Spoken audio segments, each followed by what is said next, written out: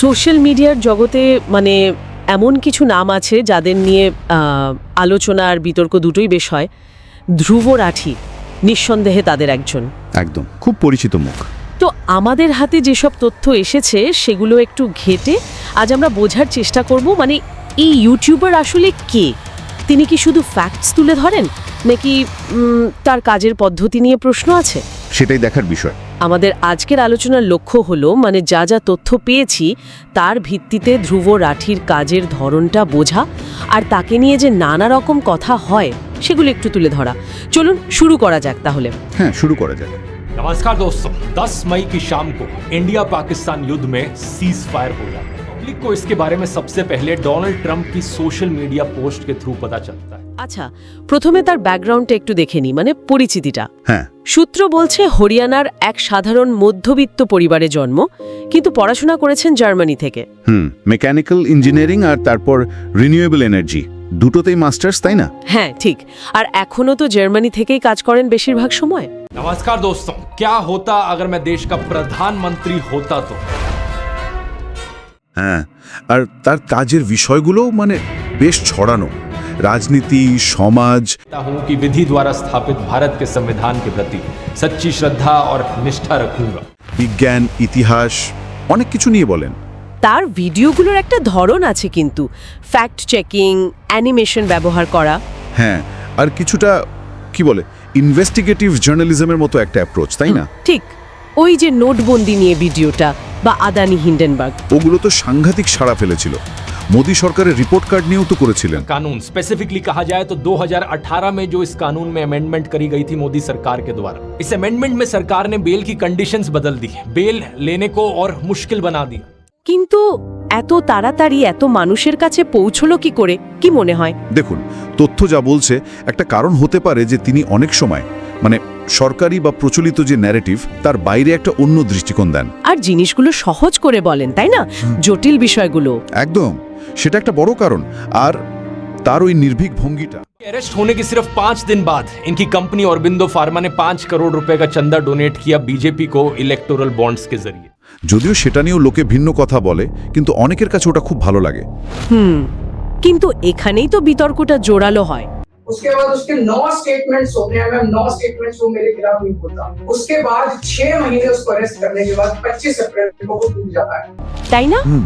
ঠিক, সূত্রগুলো থেকে যা জানা যাচ্ছে সবচেয়ে বড় অভিযোগ বা সমালোচনা যাই বলুন, সেটা হলো তিনি নাকি একটা নির্দিষ্ট রাজনৈতিক শিবিরের প্রতি একটু বেশি সমালোচক, মানে সরকার বিরোধী আর কি। হ্যাঁ, সেরকমই বলা হয়।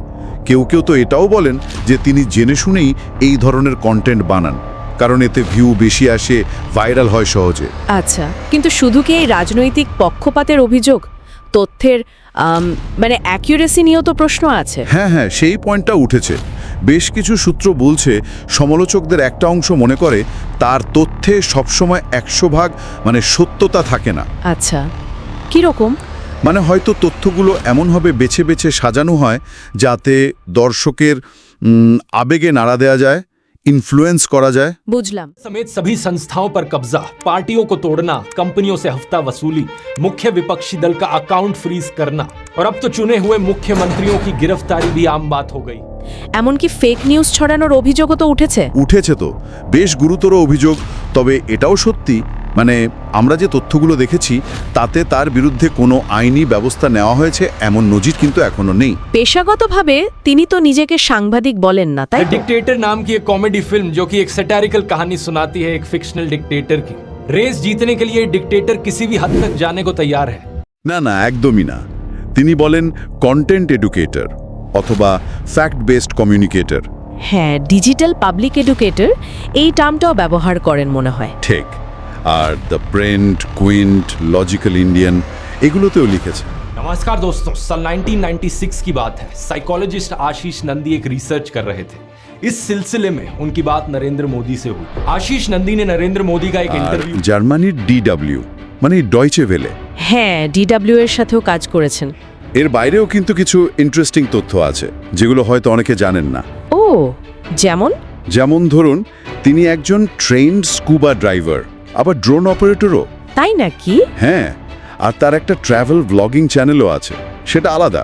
আচ্ছা, ওই যে বিয়ের ব্যাপারটা, ওটাও তো বেশ ভাইরাল হয়েছিল। হ্যাঁ, 2021 সালে জার্মান নাগরিক জুলিয়াকে বিয়ে করেন।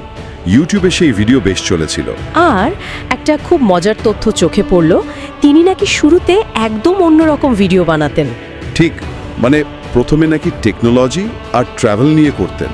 2016 সার্জিক্যাল স্ট্রাইক, হ্যাঁ, ওই সময়ের পর থেকে নাকি হঠাৎ করে পলিটিক্যাল বিষয়ে কথা বলা শুরু করেন। आप में से दूसरी तरफ कुछ लोग होंगे जो नरेंद्र मोदी को एक सेक्युलर आदमी मानते हैं। टन बनाने का मौज ले रहे हैं।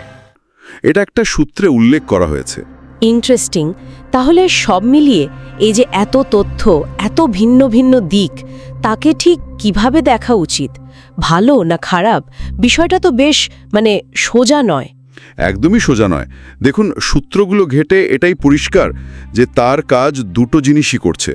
একদিকে কিছু মানুষকে হয়তো বিভিন্ন বিষয়ে সচেতন করছে, প্রশ্ন তুলতে শেখাচ্ছে, হ্যাঁ, আবার অন্যদিকে প্রচুর বিতর্ক তৈরি করছে। কেউ ভাবছেন তিনি সিস্টেমের ভুল ধরিয়ে দিচ্ছেন, হয়তো নিজের মতাদর্শের দিকে একটু ঝুঁকে। আর অন্যরা দেখছেন তাকে স্রেফ একজন ইউটিউব ইনফ্লুয়েন্সার হিসেবে, যার মূল লক্ষ্য হলো অ্যাটেনশন, ভিউজ, স্পন্সরশিপ, এই আর কি। কিন্তু তার যে একটা প্রভাব আছে, সেটা তো অস্বীকার করা যায় না। একেবারেই না। তিনি এমন একটা স্পেস তৈরি করেছেন যেখানে তার একটা ভিডিও অনেক মানুষকে অন্তত কিছুক্ষণের জন্য হলেও ভাবতে বা প্রশ্ন করতে বাধ্য করে। সুতরাং এটা বেশ স্পষ্ট যে ধ্রুব রাঠিকে নিয়ে মানুষের মতামত খুবই বিভক্ত, আর আমরা যে সূত্রগুলো দেখলাম সেগুলো সেই বিভিন্ন দিকই তুলে ধরছে। घर में ब्रेड एक बहुत ही कॉमन फूड आइटम है। इसे हर कोई हर समय खाता है। इंडिया में कितने जरिए हैं इसे खाने के। Bread jam, bread gulab jamun, bread halwa, bread roll, bread pakora, bread omelette. একদম। আর এই পুরো আলোচনা থেকে আমার যেটা মনে হচ্ছে, মূল বিষয়টা হলো তাকে ভালো বা খারাপ যাই বলা হোক না কেন, তার কন্টেন্ট বহু মানুষকে নিজে থেকে তথ্য যাচাই করতে, যুক্তি দিয়ে প্রশ্ন করতে, কোনো কিছু। क्या है बेसिकली देखा जाए तो ब्रेड 4 मेन चीजों से बनती है। पहला फ्लावर यानी आटा या मैदा हो गया। दूसरा पानी, आटे और पानी को साथ में मिलाकर डो बनाया जाता है, जैसे हम रोटी बनाते वक्त भी करते हैं। तीसरा नमक यानी सॉल्ट, और चौथा यीस्ट। आप पूछोगे यहाँ पर नमक डालने का क्या पर्पस बना ब्रेड में? অন্ধভাবে মেনে না নিতে কিছুটা হলেও উৎসাহিত করছে। শেষ পর্যন্ত বিচারটা দর্শকের হাতে। ঠিক, কোনটা সত্যি কোনটা নয় সেই সিদ্ধান্ত দর্শকের। আর এটাই হয়তো আজকের এই ডিজিটাল যুগের জন্য একটা বড় প্রশ্ন তৈরি করে, তাই না? কিরকম? যে এই সময় যখন ইনফরমেশন আর স্ট্রং ওপিনিয়ন, ये फर्जी बाबा यूनाइटेड नेशंस तक को बेवकूफ बनाने में सफल रहा। Going to have bulls and cows which will talk to you very clearly, legitimately in Sanskrit and Tamil. তথ্য আর জোরালো মতামত প্রায়ই একসাথে মিশিয়ে পরিবেশন করা হচ্ছে, তখন এই ধরনের ডিজিটাল এডুকেটর पूरे देश में लाखों लोगों के नाम इसी तरीके से वोटर लिस्ट से काटे गए हैं, मौत हो गई जबकि वो लोग जिंदा थे। 40 वोटर्स का नाम एड्रेस बदलने के बहाने से हटाया गया वोटर लिस्ट से, जबकि वो उसी एड्रेस पर रहते थे। বা ইনফ্লুয়েন্সারদের কাজকে মূল্যায়ন করার সঠিক মাপকাঠিটা আসলে কি হওয়া উচিত? এটা সত্যিই ভাবার মতো একটা প্রশ্ন।